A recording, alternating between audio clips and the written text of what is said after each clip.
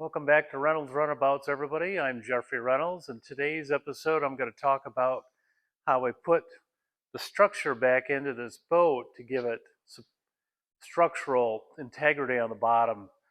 The boat is a good boat. It's strong but floppy. This floor will help give it structure on the bottom so that when you put seats and people in it, it gives it um, structural integrity so you're not pushing against the bottom like an aluminum boat gets a little wobbly. Same concept, but this will help protect the boat, but also give it a nice, smooth planing surface when it is underway. It won't be flopping around. The deck did a lot for that. The floor really gives you a lot of structural integrity now. And I'm going to show you how I not only fixed a lot of it, but then put it back in place so then I can start rebuilding the boat. So here we go.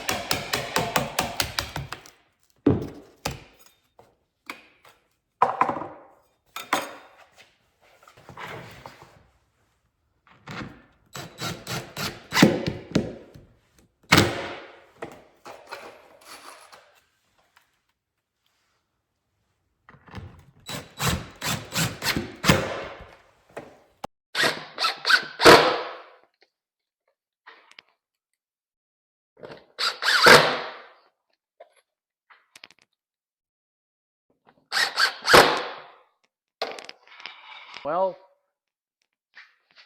that does it for fastening the bottom. There's a few places under my straps that I have to shift a little bit.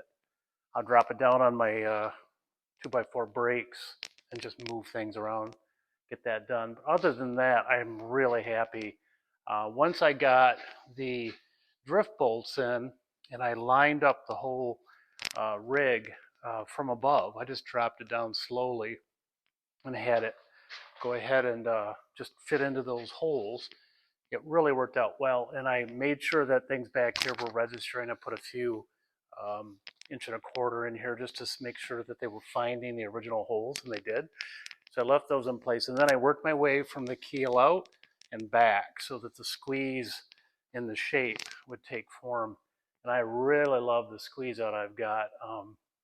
This one, I think the shadow was off, so I'm going to release this and go back and get some of that tape out of there, and then I'll refasten it. But other than that, the shadows really worked out for lining it up. The drift bolts are now proud, so I got to go down in there and just tighten those up with a socket wrench.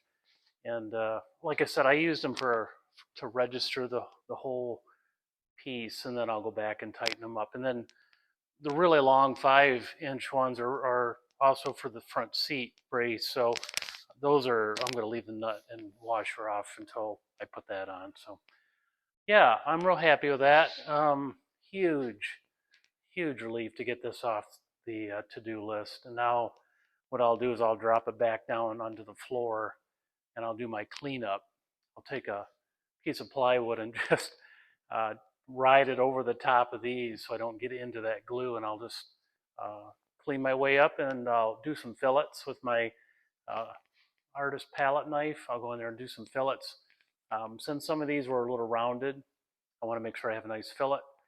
I've also got to make sure I clean out these weep holes. I forgot to do that, so what I'll do is I'll fire a little palette knife or spatula.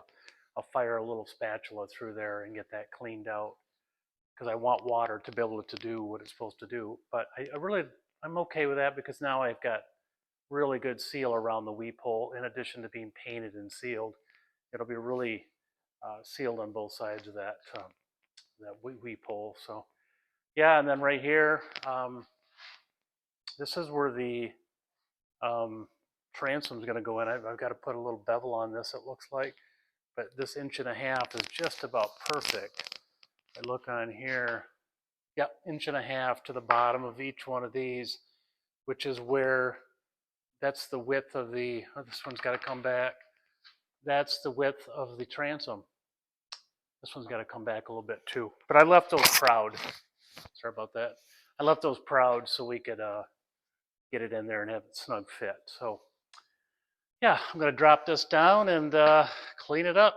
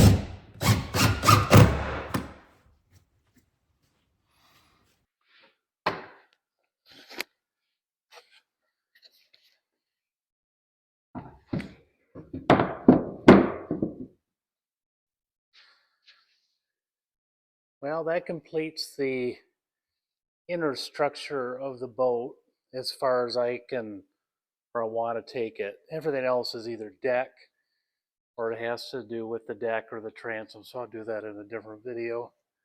The floor that I just put in, that is the front cockpit floor, and while it does get 5200 on its where the two where the joints mate with the bottom of the boat and the keelson and the stringers, I have some work I want to do on the floor panels that the passengers will stand on. And before I can do that, I need to have the seats done. So there's a couple things I need to leave that.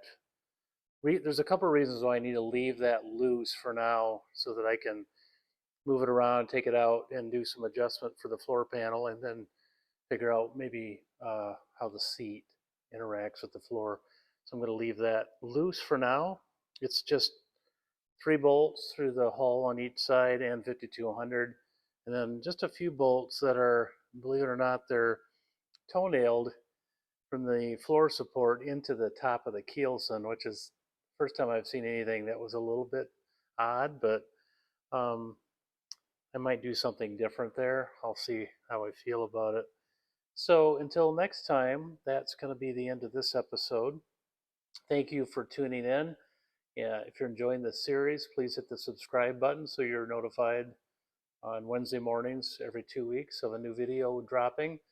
If you're enjoying this series to the point where it's beneficial or entertaining, please hit the like button. That's always nice to receive positive feedback.